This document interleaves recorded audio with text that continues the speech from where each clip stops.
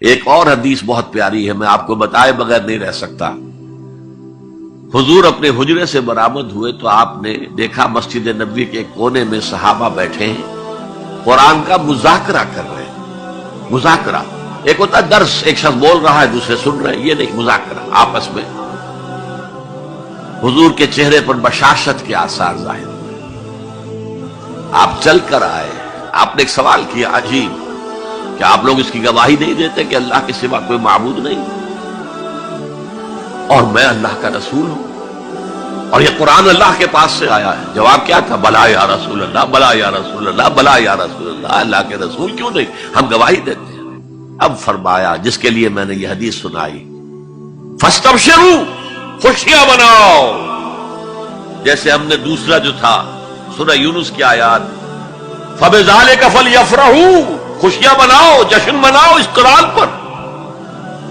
فاستبشروا، تو بشارتیں حاصل کرو، فإن هذا القرآن طرفه بأيديكم وطرفه بيد اللہ، اس قرآن کا ایک سرا تمہارے ہاتھ میں، ایک سرا اللہ کے ہاتھ میں۔ سب سے بڑا ذکر جسے قرآن الذکر کہتا ہے، انا نحن نزلنا الذکر وانا له لحافظون، دی ذکر وہ قرآن ہے، هو الذکر الحکیم وَهُوَ الصِّرَاطُ الْمُسْتَقِيمُ۔ اور تم نماز کی ہر رکعت میں کہتے ہو اهدنا الصراط المستقیم، وہ صراط مستقیم تو اللہ نے تمہیں دے دیا ہے، یہ قرآن ہی تو ہے صراط مستقیم۔ یہ وہ شے ہے کہ جس کے ہوتے ہوئے خواہش نفس آپ کو کج نہیں ہونے دے گی، زیغ نہیں آئے گا اس کے ساتھ، اس کے ہوتے ہوئے کبھی کجی نہیں آئے گی تمہارے اندر، زبانیں التباس نہیں پیدا کر سکے گی۔ قرآن جو ہے اپنی حفاظت خود کرتا ہے، اس پر باطل حملہ آور ہو ہی نہیں سکتا، نہ سامنے سے نہ پیچھے سے۔ وَلَا يَشْبَعُ مِنْهُ الْعُلَمَاءُ، علماء اس قرآن سے کبھی سیری محسوس نہیں کریں گے، کبھی بھی یہ محسوس نہیں کریں گے کہ بس قرآن سے جو لینا تھا ہم نے لے لیا، اب کچھ نہیں رہا۔ پڑھتے رہیں گے، پڑھتے رہیں گے، پڑھتے رہیں گے، معلوم ہوگا ہر مرتبہ کوئی نئی چیز آ رہی ہے۔ بار بار کے پڑھنے سے اس پر کوئی باسی پن طاری نہیں ہوگا۔ کوئی اور کتاب دنیا میں ایسی نہیں ہے، ایک دفعہ پڑھ لی، دو دفعہ پڑھ لی، پھر تیسری دفعہ ہاتھ لگانے کو جی نہیں چاہتا، پڑھنے کو جی نہیں چاہتا، سوال ہی پیدا نہیں۔ یہ وہ ہے، پڑھتے رہو گے، پڑھتے رہو گے، اس پر کوئی باسی پن طاری نہیں ہوگا۔ وَلَا تَنْقَضِي عَجَائِبُهُ، اس کے عجائب کبھی ختم نہیں ہوں گے۔ یہ وہ کتاب ہے جسے جیسے ہی جنوں نے سنا فوراً کہا ہم نے آج ایک بہت عمدہ کلام سنا ہے، کتاب سنی ہے، تو ہم تو ایمان لے آئے۔ ایک دفعہ سنا ہے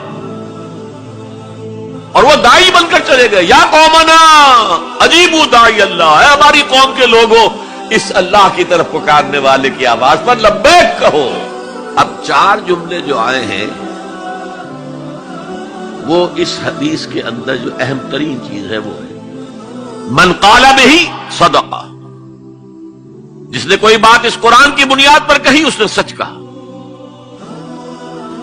ومن عمل بہ اجر، جس نے اس پر عمل کیا اس کا اجر محفوظ۔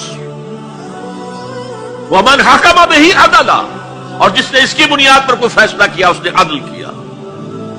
اور آخری جملہ، کاش کہ اس کا مصداق اللہ مجھے بھی اور آپ کو بھی بنا دے، وَمَن دَعَا إِلَيْهِ هُدِيَ إِلَىٰ صِرَاطٍ مُسْتَقِيمٍ، جو اس قرآن کی طرف لوگوں کو بلائے گا، کسی اور کو ہدایت ہو نہ ہو، اس کی ہدایت ہو گئی۔